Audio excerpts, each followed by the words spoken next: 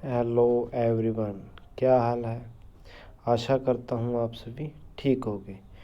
तो आज हम बेटा आपके लिए जो हमारा सामान्य ज्ञान सीरीज है वो चल रही थी, ठीक है।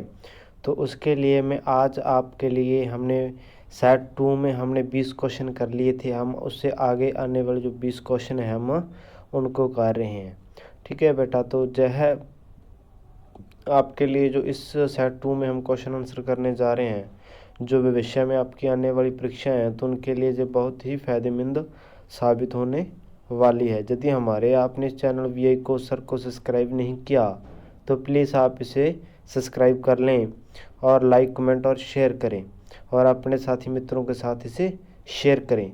तो आओ बेटा हम इसे अब शुरू करते हैं। तो हमारे पास बेटा सबसे पहले जो क्वेश्चन नंबर 21 में है तो उसे हम पढ़ते हैं, ठीक है। किन फसलों पर हरित क्रांति का कोई प्रभाव नहीं पड़ता। तो आपने बताना ऐसी कौन सी फसलें हैं, ठीक है, जिसका हरित क्रांति पर।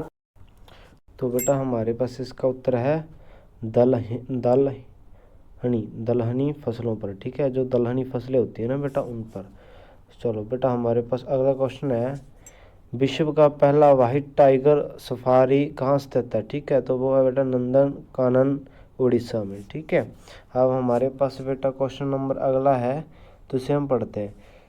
किस वर्ष गोवा सहित अन्य पुर्तगाली बस्तियों को भारतीय संघ राज्य क्षेत्र बनाया गया था, ठीक है।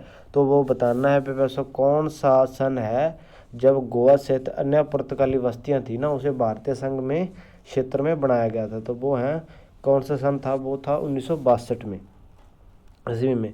किस काल को भारतीय संस्कृति का स्वर्ण युग कहा जाता है। तो वो बेटा है गुप्त काल में। भारत का राष्ट्रीय वाद्य यंत्र कौन सा है। तो वो बेटा सितार है, ठीक है।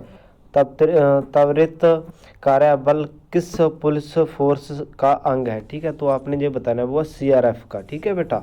तो अलीपुर जेल का इकलाब, ठीक है, इकबाल कौन था जिसकी सत्येंद्र नाथ बसु ने हत्या कर दी थी। वो था नरेंद्र गोसाई, ठीक है। भारत के संविधान में सार्वजनिक आदेश का समादेश के समूची में है, ठीक है बेटा। वो है संवर्ती समूची में। ग्रहों की गति का नियम किसने प्रतिपादित किया था। तो वो बैठा था केपर, ठीक है, केपलर ने, ठीक है। प्राय अभिलेख में अशोक के किस नाम से संबंधित किया गया है। तो वो बैठा दमन नाम पिपायनिक, ठीक है। अब हमारे पास अगला क्वेश्चन है बेटा, विक्रम साराभाई पुरस्कार किस क्षेत्र में उल्लेखनीय योगदान के लिए प्रदान किया जाता है, ठीक है। तो साराभाई पुरस्कार है ना बेटा, वो किस क्षेत्र में दिया जाता है। तो वो बताना है वो अंतरिक्ष अनुसंधान क्षेत्र में दिया जाता है।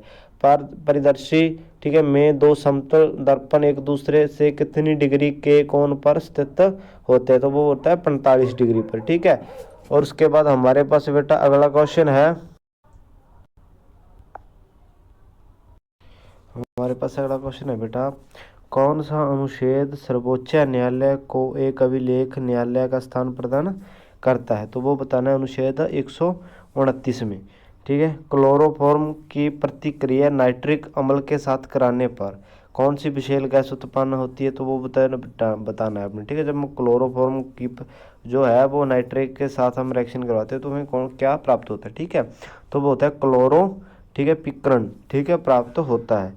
हमारे पास अगला क्वेश्चन है बेटा, किस समाज सुधार ने अपना संपूर्ण जीवन विधवा पूर्ण विवाह कराने की प्रयास को समर्पित किया है। तो वो ईश्वर चंद विद्यासागर हैं, ठीक है बेटा। अंतर्राष्ट्रीय नागरिक उद्यान कार्यालय का मुख्य कहाँ है। तो वो बेटा मटेरियल, ठीक है। अब हमारे पास बेटा अगला क्वेश्चन है, कौन से विटामिन जल में घुलनशील होते हैं। तो वो होते हैं बेटा विटामिन B तथा C। पंचायती राज संस्थाएं अपनी विधि के लिए निर्भर हैं। तो वो बेटा सरकारी अनुदान पर, ठीक है बेटा। तो हमारे पास अगला क्वेश्चन है, दूरदृष्टि दोष से पीड़ित व्यक्तियों के चश्मे में कौन सा लेंस प्रयोग किया जाता है। तो उत्तल लेंस का बेटा प्रयोग किया जाता है, ठीक है बेटा। तो ये थी हमारी आज की क्लास, ठीक है बेटा।